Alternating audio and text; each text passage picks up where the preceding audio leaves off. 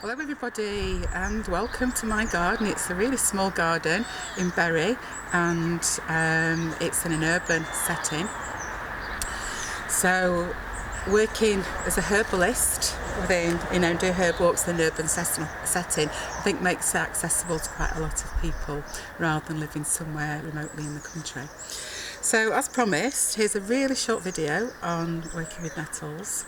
I've got a garden full of nettles and I really value my nettle patches, and I know if you go out in the hedgerows and the parks and probably in the corners of your gardens as well, you'll find lots of nettles. So this is a nettle that's picked from my garden.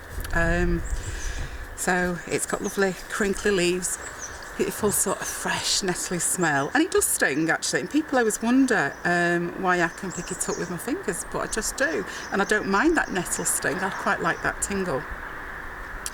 So nettle is absolutely coming into its own at the moment, and I think one of the messages from nettle as well is about nutrition. You know, it's a amazingly nutritious herb, full of vitamins A, B and C and K, and potassium and magnesium and chromium, and loads of iron as well.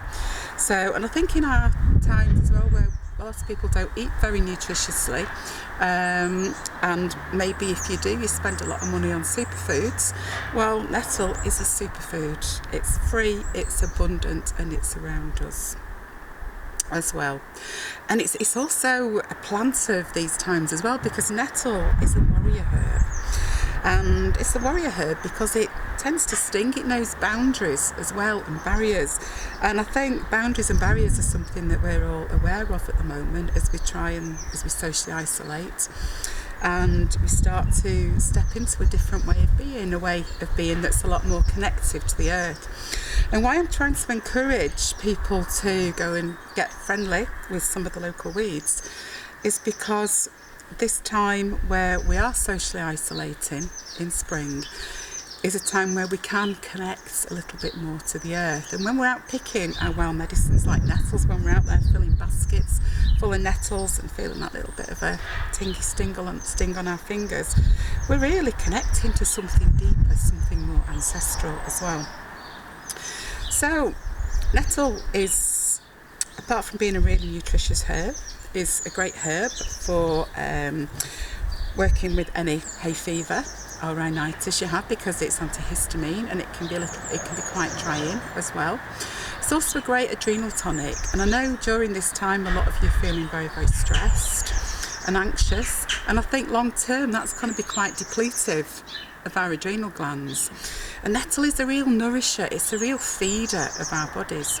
And while we're having nettle, we're not only nourishing and feeding, we're supporting all the systems of our body, supporting our adrenal glands, supporting our lungs, our immune systems, and we're just helping our body to work better.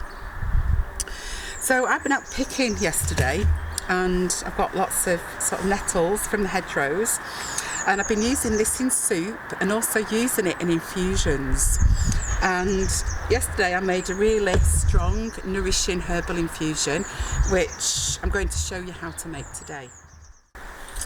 So here we have some nettles, and lovely nettles. Been using some of these in soup already and infusions.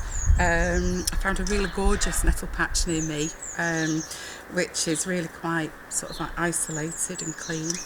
So I'm going to take a handful of these, put them in the pan like that, and I'm going to pour on some hot water. So I've just been using the nettle tops. I'll probably add a little bit more to that later.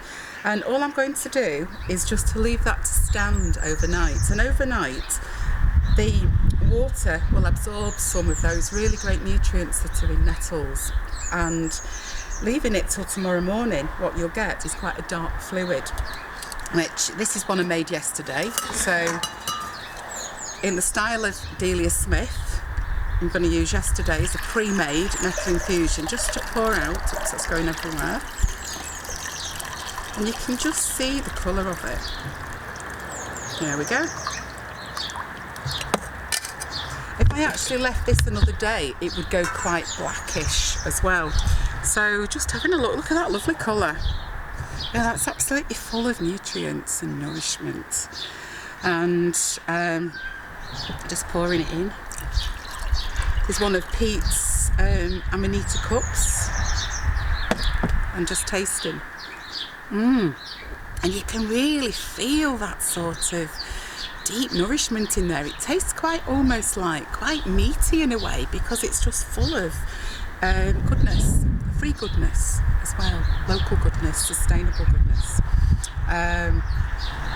And the other thing that you can actually do with this nettle infusion as well is you can use it in stocks.